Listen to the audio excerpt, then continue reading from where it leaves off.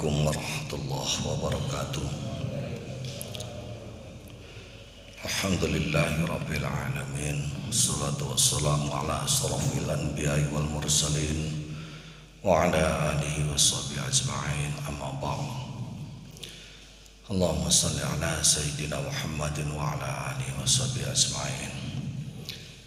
Bapak-bapak hadirin sidang salat subuh rahimakumullah. Karena ini hari-hari terakhir di bulan Ramadan, maka dan ini insyaallah adalah bagian saya ceramah terakhir di bulan Ramadan ini, maka saya berusaha merangkum ya kalau doa seperti doa sapu jagat lah. Rabbana atina fid dunya hasanah wa fil akhirati hasanah. Mudah-mudahan ringkasan ini bisa mewakili kita untuk kita jadikan pedoman hidup bagi kita di sisa umur kita yang berikutnya. Kali ini saya akan bicarakan tentang risalah pokok hidup, risalah utama hidup manusia yang dibawakan oleh baginda Nabi Muhammad SAW. Jadi Rasulullah SAW seperti kita ketahui adalah Nabi dan Rasul Allah terakhir yang Allah utus ke dunia ini. Karena itu risalahnya harus berlaku sampai akhir zaman nanti, sampai hari kiamat nanti. Walaupun di Jerman ada yang ngaku-ngaku Nabi ke-26, bunuh saja itu boleh. Bunuh saja boleh. Halal haramnya. Ya, halal darahnya. Rasulullah SAW kalau kita perhatikan ya, perjuangan dalam menyebarkan agama Islam ini dibagi menjadi dua bagian periode. Yang pertama periode Mekah itu membahas tentang tauhid, mengesahkan Allah, mengajak manusia terus hanya la ilaha illallah, la ilaha illallah, intinya itu saja. Kemudian periode kedua, periode di Madinah yang membahas tentang berbagai aspek kehidupan sampai tanzilul Quran itu khatam. Jadi kan turunnya Al-Quran pun dua periode. Pertama dari Lauh Mahfud ke langit dunia, itu kita kenal dengan nuzulul Quran. Karena logotnya itu cuma tiga bapak-bapak. Yang pertama adalah anzala, yang kedua adalah nazala, dan yang ketiga adalah nazala. Tidak pakai tasjid nasnya. Karena itu periode penurunan Al-Quran dari langit dunia diturunkan ke Kanjeng Nabi Muhammad SAW, itu yang benar kalimatnya menggunakan tanzilul Quran, diturunkan sedikit demi sedikit, bukan nuzulul lagi, bukan menggunakan kata anzala lagi, tapi tanzilul Quran. Nah, para ulama kita kalau 17 Ramadan apa ya yang kita kena suka diperingati oleh nuzulul Quran, peringatan diturunkannya Al-Quran dari Lauh Mahfud ke langit dunia, bukan dari langit dunia ke Kanjeng Nabi Muhammad SAW, yaitu tanzilul Quran. Nah, tentu saja karena Al-Quran itu diturunkan dari Lauh Mahfud ke langit dunia oleh malaikat Jibril, orang Nasrani saudara kita menyebutnya sebagai Ruhul Kudus. Itu di dalam Al-Quran pun disebut Ar-Ruh biasa. Makanya dalam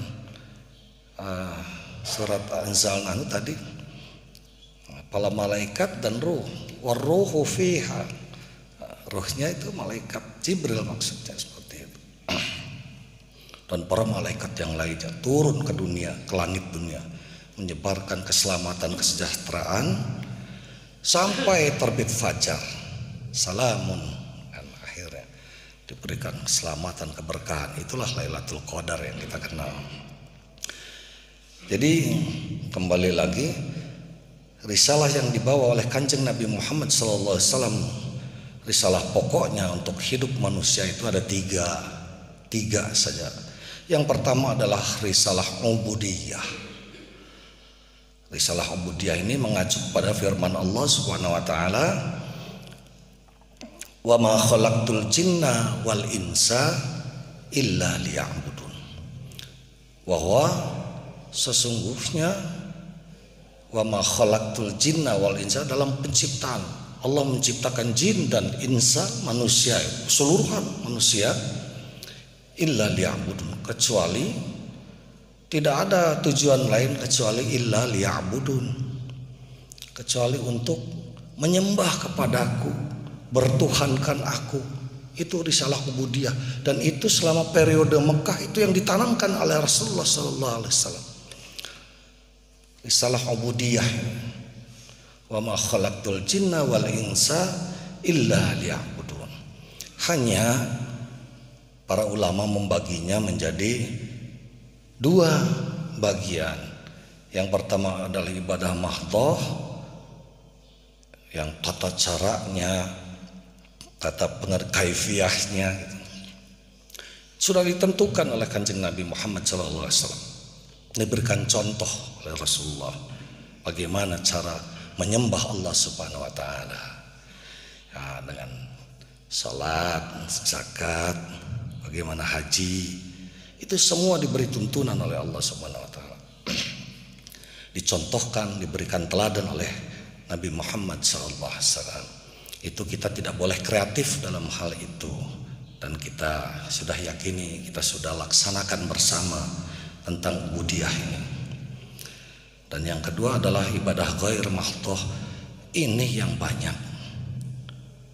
Konon ada yang menghitung, katanya kalau yang ibadah mahdhah mah isinya hanya 10% Al-Quran itu, 90%-nya adalah ibadah ghair mahdhah yang dikenal dengan muamalah.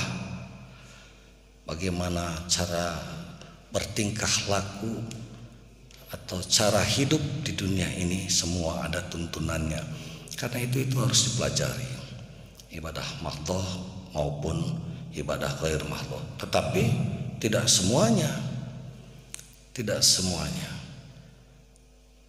mungkin, sebab ilmu Allah itu sangat luas. Konon katanya apabila lautan ini dijadikan tinta dan pohonnya dijadikan pena untuk menuliskan kalimat Allah, maka yakinlah walaupun ditambahkan 7 lautan lagi untuk menjadi tintanya, tidak akan pernah habis ilmu Allah, bahkan umur kita dulu yang habis.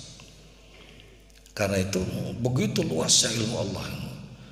Maka Rasulullah SAW membawakan risalah pokok dalam hidup yang kedua adalah risalah khilafah. Nah, ini di dalam Al-Quran Allah menyebutkan dalam surat Al-Baqarah ayat 30, wa idh qala rabbuka lil malaikati inni ja'ilun fil ardi khalifah. Dan ingatlah ketika Rabbmu berfirman kepada para malaikat, lil malaikati inni ja'ilun fil ardi, aku akan menciptakan di bumi ini khalifah. Siapa itu? Nabi Adam alaihissalam. Nah, untuk menjadi khalifah ini tugasnya adalah memakmurkan dunia ini, memakmurkan bumi ini. Bagaimana caranya mengelola bumi ini agar menjadi bermanfaat sebaik-baiknya, sebanyak-banyaknya untuk siapa? Untuk kehidupan manusia itu sendiri. Oleh karena itu, untuk menjadi dapat mengelola dunia ini dengan sebaik-baiknya, dibutuhkan paling tidak 2 keahlian.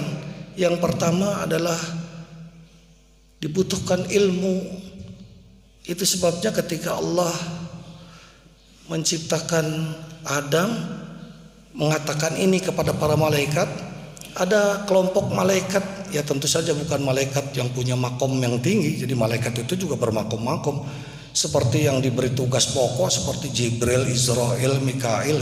Ya itu sudah tidak diragukan lagi kepatuhannya kepada Allah Subhanahu wa taala. Tapi ada beberapa golongan malaikat, tentu saja di dalamnya juga ada golongan bangsa jin yang tingkatannya setingkat dengan para malaikat yang tadi itu, di bawah malaikat-malaikat yang pokok tadi.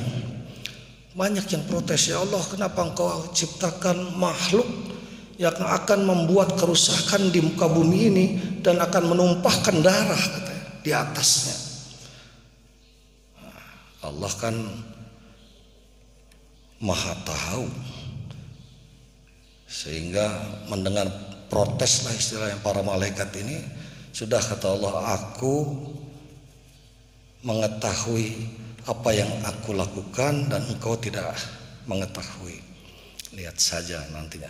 Makanya begitu dites Nabi Adam alaihissalam, para malaikat itu dites semua, ayo silahkan, kalau ada yang merasa lebih pintar, lebih tahu atau tahu tentang apa yang belum aku beritahu pada kalian, tolong sebutkan nama semua benda yang ada di surga ini. Mereka tidak bisa menjawab. Tapi ketika Allah menanyakan kepada Nabi Adam alaihissalam, dengan ilmu yang Allah berikan, Nabi Adam alaihissalam mampu menyebutkan nama benda-benda semuanya yang ada di surga itu dengan baik. Makanya kata Allah, itulah katanya mengapa aku akan utus manusia ini menjadi khalifah di muka bumi. Itu butuh ilmu. Dan ilmu oleh para ulama kita ini dibagi dua lagi. Ada yang disebut ilmu umum, ya itu seperti sains dan teknologi, ilmu alam dan ilmu teknologi, ekonomi, kedokteran dan lain-lain lah, termasuk ilmu agama. Jadi ulama kita mau bagi dua ini. Ini ilmu agama saja. Coba di sini ada dosen-dosen UIN, nggak akan mampu dipelajari oleh kita sendirian. Di UIN itu banyak fakultas. Seperti kalau bertanya soal tarbiyah Islamiyah, pendidikan Islam, Pak Hasan itu faknya, karena beliau doktornya juga dari tarbiyah. Tapi kalau soal dakwah, soal usuluddin, Ustadz Nasir ini bidangnya. Soal hukum Islam, Ustadz Hidayat. Apa mungkin satu orang misalnya Pak Hasan mempelajari semua, atau doktornya beberapa kali nanti? Kapan selesainya sekolah? Itu saja sudah lama, yang saya rasakan lama sekali. 15 tahun saya juga kuliah, baru selak 2 perguruan tinggi lagi, 3 bahkan, UPI 1. Itu terasa sekali 15 tahun menimba ilmu. Masya Allah, luar biasa. Kata Ustadz Anwar mah luar biasa. Luar biasa memang ilmu Allah itu sangat banyak. Nah, kita ini tidak dituntut untuk menguasai seluruhnya. Di UIN saja dibagi-bagi sudahlah, yang masuk jurusan syariah yang sudah. Makanya titelnya SHI, Sarjana Hukum Islam. Ya itu saja ahlinya. Kalau tanya tentang mustalah hadis, ulumul hadis, ya tidak banyak tahu juga. Ada sedikit-sedikit tentu dibahas, 1 semester memang ayat lah gitu. Ini tidak mungkin kita bahas. Itu ilmu agama saja. Tetapi kalau orang semua mempelajari ilmu-ilmu umum, tidak mempelajari ilmu agama, itu juga dosa. Karena Allah mewasiatkan, betul-betul mewasiatkan, nafaru min kulli firqatin minhum ta'ifatul liyatafaqahu fiddin. Hendaklah di antara kalian, di antara yang belajar ekonomi, teknik, sains, kedokteran dan lain-lain, ada di antara kalian yang tafaqquh fiddin, mempelajari agama secara mendetail, mendalam. Walaupun itu pun tentu saja dibagi-bagi bidangnya. Itu sebabnya ada prodi, program studi. Jadi tidak dari tarbiyah, wah dia akan ahli tentang dakwah, tentang hukum Islam. Tidak bisa. Itulah harus kita akui, ilmu kita ini sedikit sekali. Doktor sekalipun lah. Saya tahun kemarin sudah selesai. Masya Allah baru kemarin 2017, 2020 3 tahun belum ada. Saya cuma tahu tentang hidrogeologi. Apa hidrogeologi? Hidro itu air, geologi itu bumi. Jadi cai tanah gitu. Cai laut saya nggak tahu banyak. Tapi kalau buat hujan buatan dengan metode yang baru, saya insya Allah belajar itu, saya dalami. Pakai isotop stabil oksigen dan hidrogen. Saya harus ngambil di Frankfurt, Jerman Barat itu isotop stabilnya, nggak sembarangan. Di situ nilai mahalnya ilmu. Tapi saya nggak bisa kok, yang lain-lain nggak tahu saya, nggak tahu. Karena itu apalah kita ini harus terus belajar menggali terus. Termasuk juga hukum-hukum fikih. Ulama fikihnya sendiri yang mengatakan bahwa di dalam Islam itu ada hukumnya kan ada 5 yang mereka atau 4 itu. Wajib, sunnah, mubah, makruh dan haram ya 5. Ini kalau menurut ulama usul fikih hukum mubah itu nggak ada. Contoh tidur itu mubah. Boleh gitu, dibolehkan tidur. Kalau menurut ulama fikih tidak ada mubah, yang ada adalah wajib atau haram gitu. Sebab ketika seseorang tidur pada saat yang sama dia sedang meninggalkan maksiat kepada Allah. Dia tidak melakukan kegiatan yang curang, dia tidak sedang korupsi ketika dia tidur. Artinya dia meninggalkan korupsi, meninggalkan maksiat, dia meninggalkan zina. Jadi kalau meninggalkan zina hukumnya wajib apa haram? Apa mubah? Apa boleh? Tentu wajib meninggalkan zina. Karena itu menurut ulama usul fikih, maka ketika seseorang melakukan sesuatu yang dihukumi mubah, dia sebetulnya sedang melakukan satu kewajiban. Kita tidur artinya kita tidak sedang main judi, kita tidak mungkin sedang berzina ketika tidur, atau kita sedang melakukan kemusyrikan karena kita tidur. Artinya kita meninggalkan yang haram dan sedang melakukan kewajiban. Itu menurut ulama usul fikih. Karena itu sangat banyak, masya Allah. Saya lihat sebulan ini juga membahas itu, masya Allah, ternyata begitu luas. Nah, jadi perlu ilmu yang pertama itu untuk menjadi khalifah, wakil Allah untuk memakmurkan dunia ini.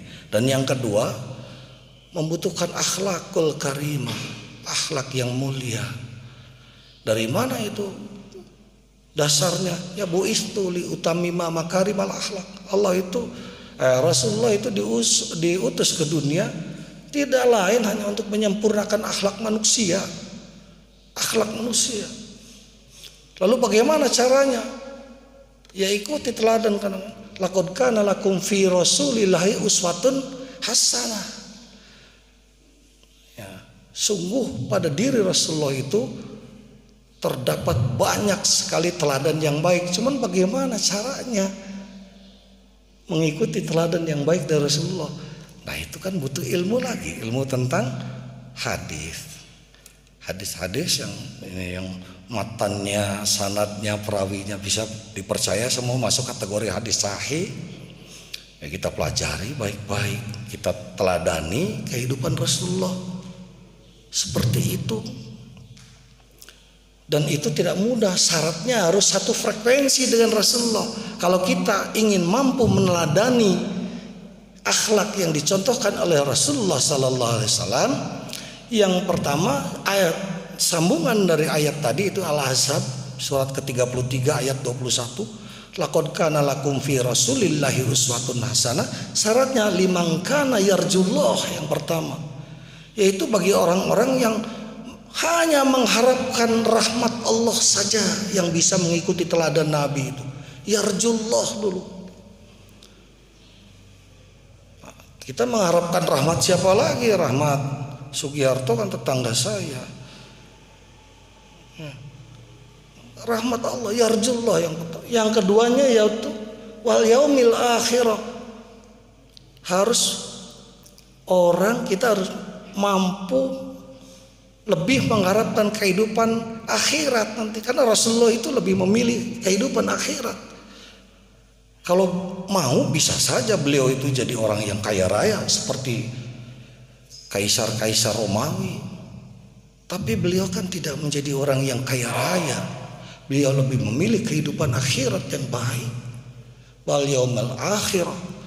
Dan yang ketiga syaratnya wa dzakarallaha katsira, banyak mengingat Allah.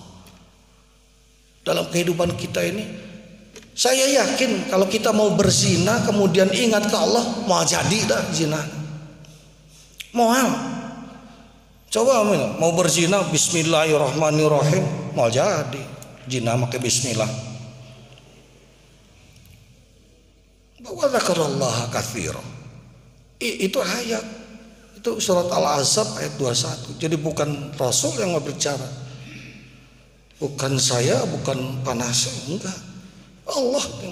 Wa dzakarallaha katsira. 3 syaratnya kalau ingin mampu. Pertama, yarjullah, mengharapkan kasih sayang rahmat Allah Subhanahu wa taala semata.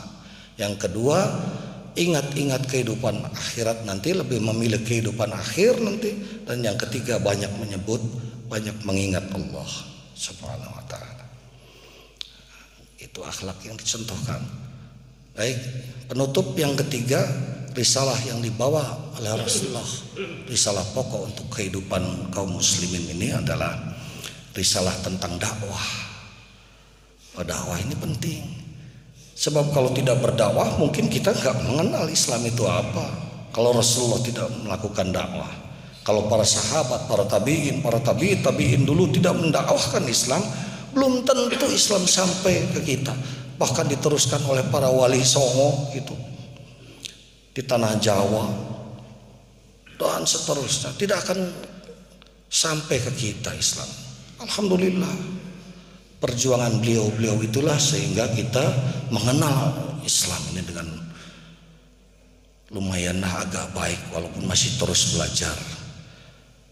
Dari mana itu perintahnya? Ada di surat Ali Imran. Banyak yang nyebutnya Ali Imran, ini Al Imran. Dia Ali Imran, keluarga Imran. Imran itu bukan nabi, tapi cucunya Imran itu nabi.